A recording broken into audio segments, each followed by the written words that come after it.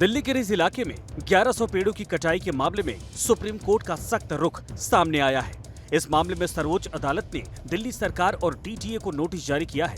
11 जुलाई तक रिपोर्ट तलब की है। सुप्रीम कोर्ट ने पेड़ों को अवैध रूप से काटे जाने के मामले में डीटीए के अधिकारियों के खिलाफ आपराधिक मामला दर्ज करने का निर्देश दिया है।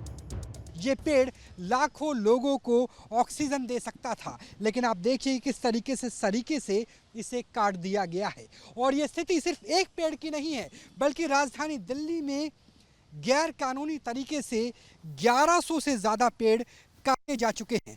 जब मेट्रो के फेज 1 के निर्माण कार्य की शुरुआत हुई थी 1994 और 96 के बीच, तब कानूनों को बदला गया था और तब से लेकर लगातार पेड़ों को काटा जा रहा है। और एक रिपोर्ट के मुताबिक हर घंटे राजधानी दिल्ली में 3 पेड़ लगभग काट दिए जाते हैं। विकास कार्यों के नाम पर जिस तरीके से लुटियन दिल्ली, नारोजी नगर, सरोजिनी नगर का रीडेवलपमेंट किया गया 2015-16 से लेकर 22 तक, तब भी 60,000 पेड़ काट दिए गए। और इस बार के 1100 पेड़ तो अवैध तरीके से काटे गए हैं। तभी सुप्रीम कोर्ट ने कहा है कि ये कोर्ट की अवमानना तो नहीं, जिसका नोटिस दिया गया है और वन विभाग दिल्ली सरकार को इसका जवाब 11 जुलाई तक देना होगा। दरअसल सुप्रीम कोर्ट ने दिल्ली के प्रमुख सचिव से ये बताने को कहा है कि पेड़ों की कटाई के लिए डीटीए के खिलाफ अब तक कोई कार्रवाई क्यों नहीं की गई। कोर्ट का कहना है कि रिज इलाके में पेड़ों को काटना 1994 के अधिनियम का उल्लंघन है। दिल्ली सरकार को बताना होगा कि पेड़ों की कटाई में इस तरह की लापरवाही आखिर कैसे बरती गई। जानकारों का मानना है कि पेड़ों की कटाई पर सुप्रीम कोर्ट बेहद सख्त है। अगर इस मामले में जिम्मेदारी तय की गई तो ये कार्रवाई नजीर बन सकती है। सुप्रीम कोर्ट को साधुवाद मैं देना चाहता हूं कि उन्होंने स्वतः संज्ञान लिया, लेकिन सिर्फ ये डायलॉग न रह जाए। अगर इसमें किसी की गलती निकलती है, चाहे दिल्ली सरकार हो या एलजी का ऑफिस, किसी की निकलती है, डीडीए हो, इसमें सिर्फ ये डायलॉग बाजी न रहे, बल्कि एक ऐसा हमें कार्यवाही हो दंडात्मक, और आप एक बार कर दें कि पर्यावरण के वजह से आप किसी को सस्पेंड कर दें, एक बार पूरा देश सुधर जाएगा। जबकि दिल्ली के मास्टर प्लान 2021 में टाउन प्लानिंग के साथ साथ पर्यावरण संतुलन पर भी जोर दिया गया है। आज दिल्ली की आबादी 2 करोड़ से अधिक है, अतः 4 करोड़ पेड़ होने चाहिए तथा 20 करोड़ स्क्वायर मीटर या 20,000 स्क्वायर हेक्टेयर एरिया ग्रीनरी में होना चाहिए। दिल्ली की आबादी प्रतिदिन 1,000 से बढ़ रही है, अतः 2,000 पेड़ प्रतिदिन लगाने चाहिए, ना कि एग्जिस्टिंग पेड़ काटे जाएं। दिल्ली का रिज इलाका राजधानी का फेफड़ा कहा जाता है। दिल्ली रिज राजस्थान से आने वाली गर्म हवाओं से दिल्ली की हिफाजत करता है और राजधानी को ऑक्सीजन मुहैया करवाता है। दिल्ली के वन विभाग के मुताबिक विकास के नाम पर पिछले 3 सालों में 77,000 या हर घंटे औसतन 3 पेड़ विकास परियोजनाओं के नाम पर काट दिए गए। ये भी पता चला है कि जो भी नए पौधे लगाए जाते हैं उनमें से 1/3 भी पेड़ों में तब्दील नहीं हो पाते हैं। ऐसे में सुप्रीम कोर्ट की सख्ती से बदलाव की उम्मीद बढ़ी है। दिल्ली के रिज इलाके में 1100 पेड़ों की कटाई के मामले में सुप्रीम कोर्ट का सख्त रुख सामने आया है। इस मामले में सर्वोच्च अदालत ने दिल्ली सरकार और डीटीए को नोटिस जारी किया है। 11 जुलाई तक रिपोर्ट तलब की है। सुप्रीम कोर्ट ने पेड़ों को अवैध रूप से काटे जाने के मामले में डीटीए के अधिकारियों के खिलाफ आपराधिक मामला दर्ज करने का निर्देश दिया है।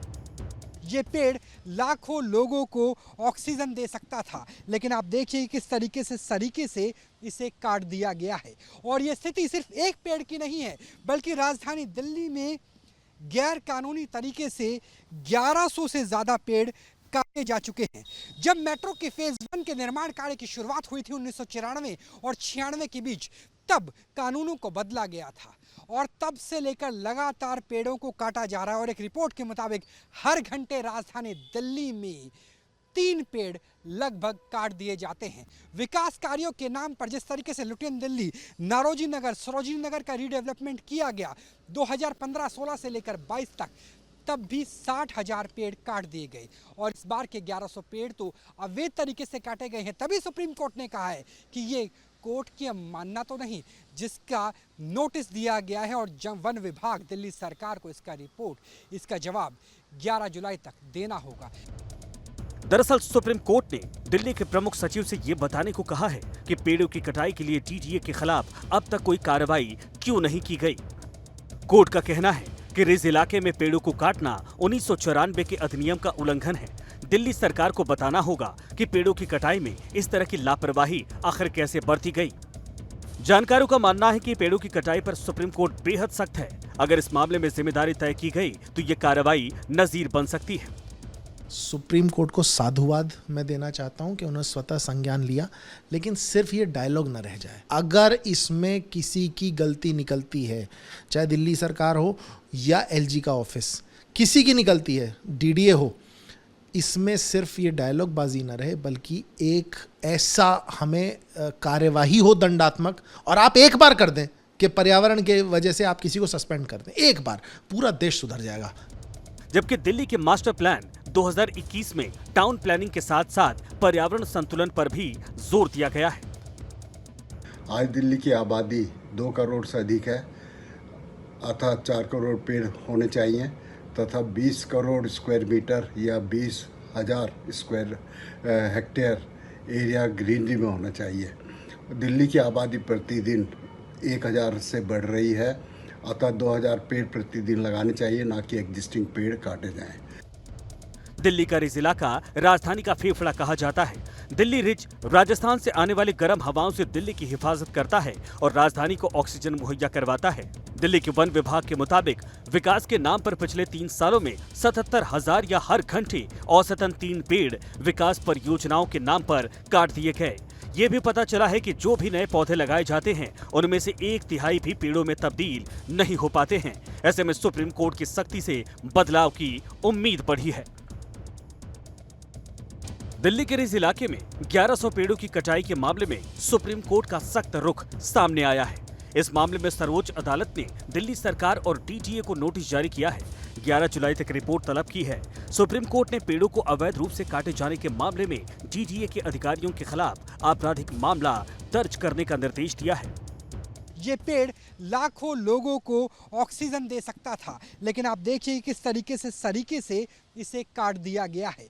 और ये स्थिति सिर्फ एक पेड़ की नहीं है, बल्कि राजधानी दिल्ली में गैर कानूनी तरीके से 1100 से ज़्यादा पेड़ काटे जा चुके हैं।